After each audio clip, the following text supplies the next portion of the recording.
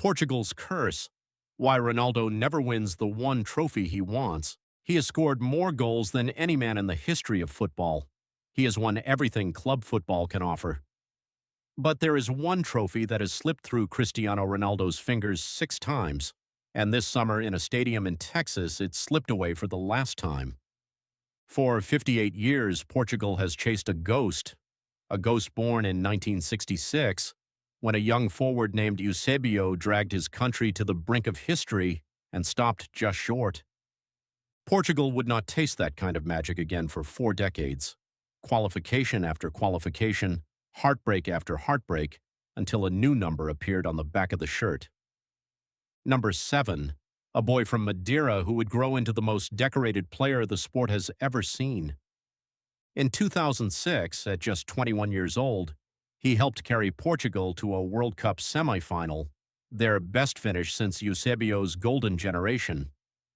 It felt like the beginning of something enormous. Instead, it became the high-water mark of a career that would spend 20 years chasing it back. 2010 came and went. A brutal exit to Spain in the round of 16, Ronaldo unable to find the spark that defined him at home. 2014 was worse. Group stage elimination, no knockout football at all. The whispers began. Was his international story simply cursed? Then came 2018, Russia. And for 90 minutes against Spain in the group stage, Ronaldo produced perhaps the single greatest individual performance in World Cup history, a hat-trick, including a free kick that silenced a stadium. But brilliance in June does not guarantee glory in July. Portugal fell again. Round of 16, eliminated by Uruguay, 2-1. 4 years later, in the deserts of Qatar, the story took its cruelest turn yet. Ronaldo, now 37, was benched by his own manager, cast aside for a game that mattered more than his pride, and in his absence, a 21-year-old named Gonçalo Ramos scored a hat-trick against Switzerland, as if the torch had already been passed. Ronaldo returned for the quarterfinal against Morocco. He came on with 39 minutes left, desperate, searching, but it ended in silence. Portugal lost. He walked off in tears. Many believed that was the end. A Legends World Cup story, closing not with a trophy, but with a substitution. But Ronaldo does not end stories quietly. At 41 years old, defying every law of football biology, he arrived at the 2026 World Cup for a 6th and final attempt. The world watched in disbelief. Could a 41-year-old man really still carry a nation's hopes on his back? The opening match gave no answers. A tense 1-1 draw against DR Congo. Portugal's talisman held quiet. Then against Uzbekistan, something historic happened. 2 goals. And with them, Ronaldo passed Eusébio's legendary record to become Portugal's all-time top scorer at World Cups. The ghost of 1966 had finally been outscored, but the trophy the ghost never won still remained untouched. A goalless draw with Colombia sent Portugal into the knockout rounds as runners-up, setting up a brutal path through the bracket. Waiting in the round of 32, Croatia, and Luka Modric, another legend playing what could be his final World Cup match. The game was goalless for 53 minutes. Then Croatia struck first, sending the stadium into stunned silence. Ronaldo answered from the penalty spot, at 41 years and 147 days old, becoming the oldest player ever to score in a World Cup knockout match. But the drama was far from over.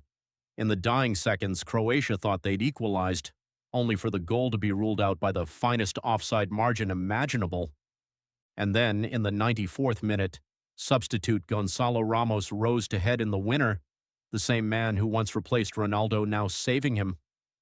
Portugal survived, barely, but ahead of them stood the toughest test of all, their fiercest rivals, Spain.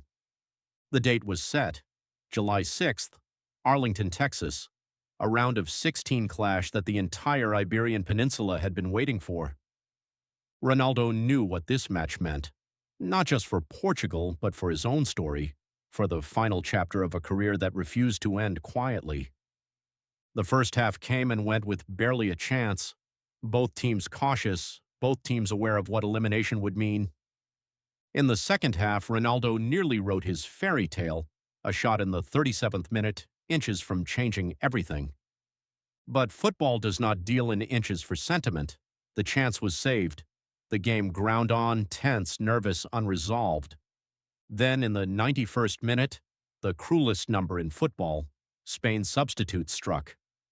Ferran Torres found Mikel Merino. One touch, one finish. Game over. Cameras turned instantly to Ronaldo, 41 years old, standing still. The realization spreading across his face in real time. He had touched the ball just 19 times in 90 minutes, the fewest of his entire World Cup career. There was no fairy tale ending, no trophy, no redemption arc, just a quiet walk off a pitch in Texas, and a legend accepting what many had refused to believe for years. After the match, Ronaldo confirmed what the world already suspected. This was, without question, his final World Cup. 6 tournaments, 27 matches, 11 goals, records that may never be broken by another human being, and yet, no trophy, not one. The single achievement that eluded him across 2 decades of trying. Some call it destiny, others call it the cruelest coincidence in modern sport. But the numbers tell their own uncomfortable story. In 2018, 2022, and 2026, Ronaldo's Portugal reached the knockout stage every single time, and were eliminated every single time by fine margins.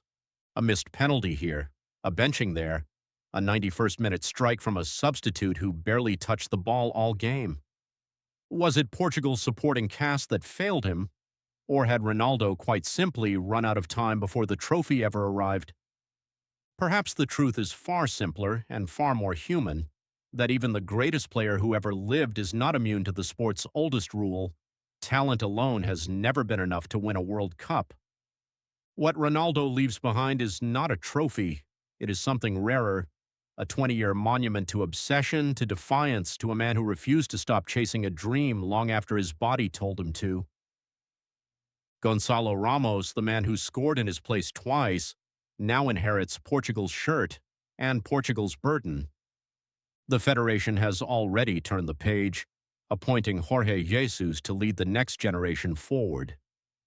In 4 years, Portugal will not just compete in another World Cup, they will co-host one in 2030 on home soil for the first time since 2004's Euros. Will a new generation finally end the curse Eusébio started and Ronaldo could never break?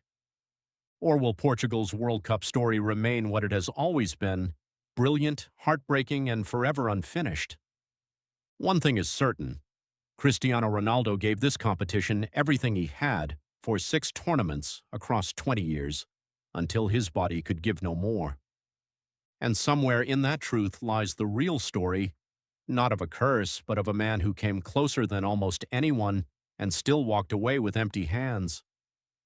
If you believe Ronaldo deserved a World Cup, and this Portugal generation deserved better, let us know in the comments below.